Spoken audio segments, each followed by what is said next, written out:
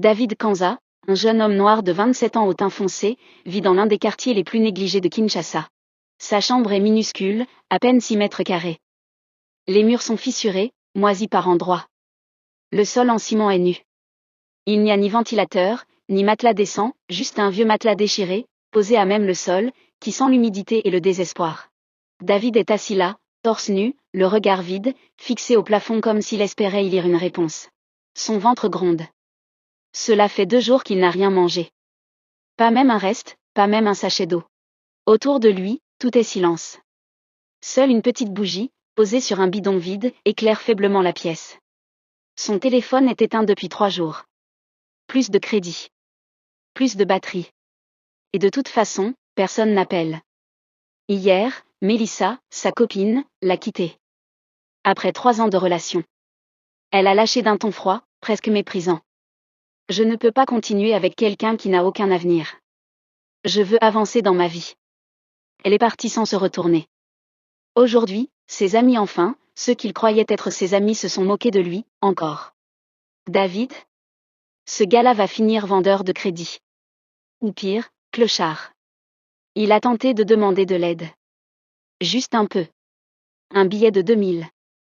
Un petit job, n'importe quoi. Mais les regards se détournent, les excuses sont faciles. Désolé frère, c'est chaud aussi chez moi. Appelle-moi demain. Ou pire, on le laisse en vue. Ce soir-là, David est seul. Plus seul qu'il ne l'a jamais été. Le silence est pesant. Même la ville, habituellement bruyante, semble avoir oublié son existence. Il se couche sur le sol froid, enveloppé d'un vieux pagne troué. Il ferme les yeux, mais le sommeil ne vient pas. Ses pensées sont sombres. Il se sent inutile, invisible, rejeté par le monde entier. Dans un murmure presque inaudible, il parle à la nuit. Dieu, les esprits, n'importe qui, si quelqu'un m'entend, sortez-moi de cette vie. Je suis prêt à tout. Même à faire un pacte. Puis il ferme les yeux, sans savoir que ce souhait allait changer sa vie à jamais. Le lendemain. David ouvre les yeux, et sursaute. Il n'est plus dans sa chambre pauvre. Il est allongé dans un lit immense, drap en soie, dans une suite de luxe à Dubaï. Colonne dorée, miroir mural, parfum léger dans l'air. Par la baie vitrée, il voit des gratte-ciel briller sous le soleil. Il se redresse, confus. Il porte un costume de créateur, une montre brillante au poignet, des chaussures en cuir verni. Sur une table en verre, un téléphone dernier cri s'allume tout seul. Un message s'affiche. Bienvenue David. Tu es désormais bénéficiaire du pacte. Tu dois dépenser 20 millions de francs CFA par jour. Sinon, tu meurs à minuit. David recule, choqué. Il ne comprend rien. Mais une chose est sûre, quelque chose d'étrange a commencé. Quand David comprend que ce n'est pas un rêve, il reste quelques minutes figé, debout au milieu de la suite. Puis, une voix dans sa tête murmure. 20 millions à dépenser avant minuit, sinon, tu meurs. Il hésite. Mais au fond de lui, quelque chose change. Il y a quelques heures encore, il dormait sur le sol, affamé, humilié. Et maintenant, il est à Dubaï, dans une suite de luxe, avec une fortune entre les mains. Alors il se lance. Il descend dans le hall de l'hôtel. La sécurité l'accueille avec des sourires. Il monte dans une limousine noire. Il achète une montre à 50 000 €, donne des pourboires fous, commande du champagne, réserve une villa avec piscine, embauche un vidéaste, et commence à filmer sa nouvelle vie. Sur Instagram, les gens hallucinent. Certains commentent. Attends, il était encore à Kinshasa la semaine dernière. C'est un montage, non? C'est un fake? Comment il a fait pour aller à Dubaï? Il a signé avec un cartel ou quoi? Ses anciens amis commencent à l'appeler. Certains l'avaient bloqué. D'autres se moquaient de lui ouvertement. Mais là, ils veulent tous prendre de ses nouvelles. Yo frère, t'es à Dubaï là? Je suis content pour toi hein, je savais que t'allais réussir un jour. Un autre message. Gros, t'as pas oublié tes gars quand même? On était ensemble dans la galère. Tu peux m'envoyer un petit million? David lit les messages, en silence. Il sourit. Un sourire froid. Il n'oublie rien. Puis, son téléphone sonne. C'est Mélissa. Son ex. Il hésite, puis décroche. Allô? David, c'est toi? C'est bien toi sur les vidéos? Je comprends pas. Tu es à Dubaï? Tu es riche maintenant? Oui. Un silence. Puis elle demande, d'une voix tremblante. Comment, c'est possible? David fixe la caméra devant lui, tout en répondant. Tu veux savoir? Je faisais semblant d'être pauvre. Je voulais voir qui m'aime vraiment. Qui est là pour moi, sans argent. Et tu m'as quitté. Non David, attends, je regrette. J'étais juste perdue. Je t'aimais. Non. Tu m'aimais quand c'était facile. Moi, je veux quelqu'un qui reste quand c'est dur. David, s'il te plaît, je t'en supplie. Donne-moi une chance. Je t'aime encore. Sans un mot, David regarde l'écran, puis raccroche. Il bloque le numéro. Il inspire profondément. Puis il regarde autour de lui. Des gens le filment, le saluent. Des mannequins lui sourient, l'approchent.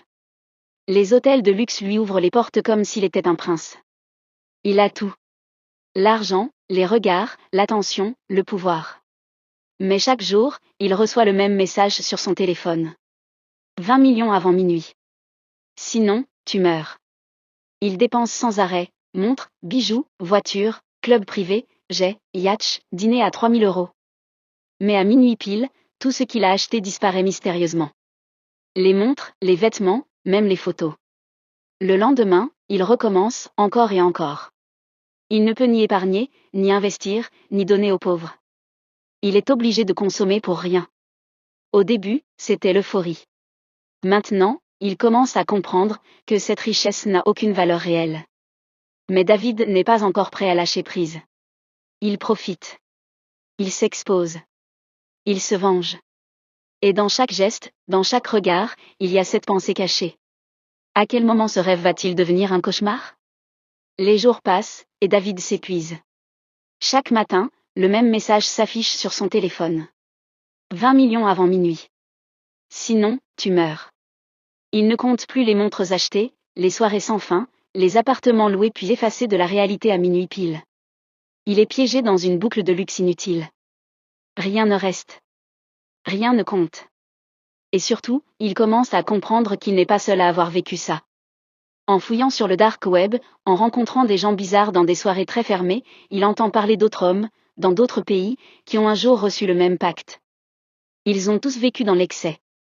Ils sont tous morts avant le 91e jour. Pas de funérailles. Pas de corps. Juste des disparitions. David comprend que le compte à rebours est réel. Et qu'il approche.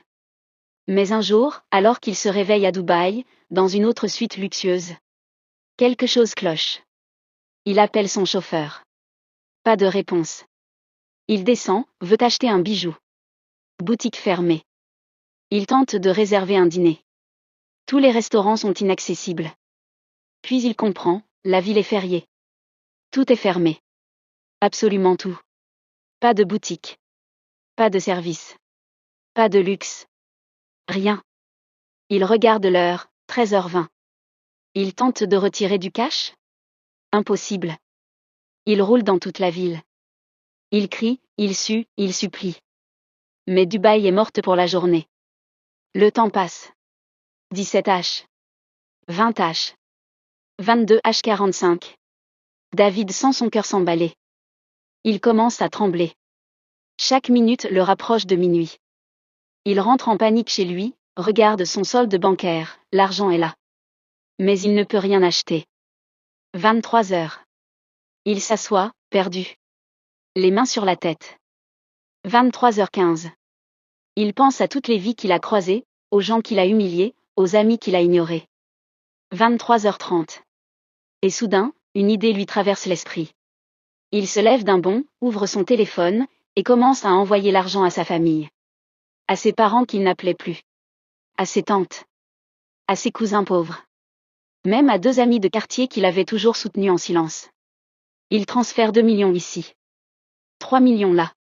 5 millions à une tante malade. Il tape, il envoie, il pleure. Il donne. Il partage. Il s'aime. 23h57. Solde de la journée, moins 20 millions. Il pose doucement le téléphone sur la table. Il respire. Il sourit. Puis, Il s'allonge, épuisé, mais en paix. Ce soir-là, pour la première fois depuis qu'il est riche, David s'endort sans peur. Pas parce qu'il a dépensé, mais parce qu'il a fait quelque chose qui a du sens. Le lendemain. Le soleil perce doucement à travers une vitre sale. David bouge lentement sous son pagne troué. Puis ouvre les yeux. Il est allongé sur son vieux matelas, dans sa petite chambre modeste de Kinshasa. Les murs fissurés sont là. Le bidon vide, la bougie presque terminée, tout est exactement comme avant. Il regarde autour de lui, désorienté. C'est pas possible. Il se lève brusquement, marche pieds nus sur le sol froid. Il ouvre la porte. Les mêmes bruits de rue, les klaxons, les vendeuses, les cris d'enfants, rien n'a changé. Il retourne à l'intérieur, ouvre son téléphone, toujours éteint. Pas de limousine. Pas de montre. Pas de suite à Dubaï. Tout était un rêve. Il s'allonge à nouveau, ferme les yeux, tente de se rendormir. Il pense fort, je veux retourner là-bas. Je veux revenir dans la suite. Recommencer. Il se concentre. Il redit les mots exacts qu'il avait murmurés ce soir-là. Dieu, les esprits, si quelqu'un m'entend, je suis prêt à tout, même à faire un pacte. Mais quand il rouvre les yeux, il est toujours dans la même chambre. Il sort dans la rue. Les visages familiers sont là. Il croise un ami d'enfance. Frère, tu te souviens de moi? Dis-moi la vérité. J'ai rêvé que j'étais riche, à Dubaï, très riche. C'était réel ou pas? L'ami éclate de rire. Toi, riche? David, t'as rêvé trop fort, hein? T'es toujours là, pauvre comme jamais. Un autre se moque. Et, il croit qu'il revient d'un voyage. T'as trop dormi mon frère, réveille-toi bien. David sent son cœur se serrer. Il baisse les yeux. Il sait maintenant. Ce n'était pas réel. Mais les jours passent, et chaque soir, il recommence. Allongé sur son matelas, il murmure encore. Dieu, les esprits, si quelqu'un m'entend, je suis prêt à tout. Mais rien ne change. Plus de rêves. Plus de Dubaï. Juste la vraie vie. Et puis, un soir. David ne parle plus. Il reste juste assis.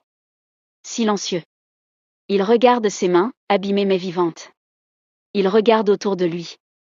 La chambre est pauvre, oui, mais réelle. Et là, quelque chose change dans ses yeux. Il dit tout bas. Si j'ai fait un rêve comme celui-là, ce n'est pas pour me torturer. C'est un message. Un signe. Une vision de ce que je peux devenir. Pas avec un pacte. Pas avec des raccourcis. Mais avec de la foi. De la force. De la persévérance. Il se lève, lentement. Son regard n'est plus le même. Je vais me battre. Parce que je peux le devenir. Pas demain. Mais un jour, moi aussi.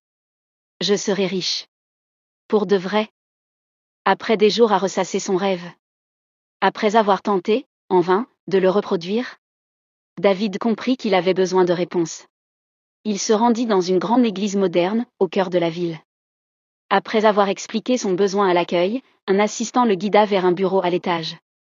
Le bureau du pasteur était vaste et luxueux. Sol en marbre brillant, fauteuil en cuir noir, bibliothèque murale garnie de livres anciens, une grande croix dorée accrochée au mur derrière un bureau massif en acajou. Le pasteur, un homme noir d'une 50aine d'années, élégant dans son costume sombre, se leva et tendit la main à David. « Assieds-toi, mon fils. » David s'installa. Son regard était lourd, ses mains tremblaient légèrement. « Pasteur. J'ai fait un rêve étrange. Il me hante. J'ai besoin de comprendre. » Le pasteur l'écouta sans interrompre. David lui raconta tout. La richesse soudaine, le pacte, les sacrifices, la pression, la panique, et ce réveil brutal, suivi d'un vide qu'il n'arrivait pas à combler. Silence. Le pasteur ferma les yeux quelques secondes, puis les rouvrit lentement. David, ce que tu as vu est une vision. Pas un simple rêve. C'est une alerte. Un appel. Tu as été choisi. Mais tu es à la croisée des chemins. Il se leva, fit quelques pas dans le bureau, puis s'arrêta près de la grande fenêtre qui donnait sur la ville. Tu as deux choix. Il se retourna vers David. Premier choix, tu travailles dur. Honnêtement.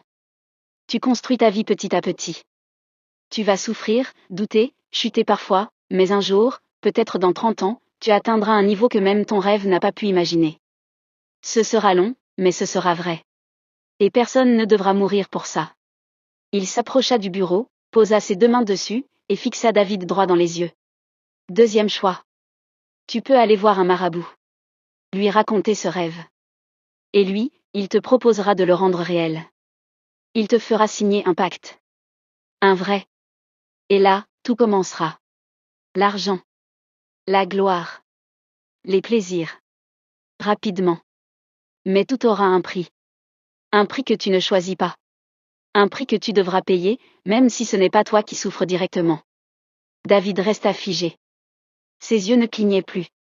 Tout en lui tremblait, intérieurement. Tu as été averti dans ton rêve, tu ne peux pas tout avoir sans conséquence. Maintenant, tu sais que c'était vrai. Le silence dans le bureau devint pesant. Seuls les bruits étouffés de la ville au loin rappelaient que le monde continuait de tourner. David sort de l'église, seul, pensif. Il traverse le grand parking vide, le soleil tape fort. Il marche lentement, comme s'il portait un poids invisible sur les épaules. Il lève les yeux vers le ciel. Ferme les yeux. Silence. Et toi, si tu étais à la place de David, que ferais-tu? Travailler dur, attendre, espérer? Ou aller signer, et tout avoir maintenant, en sacrifiant une partie de ton âme?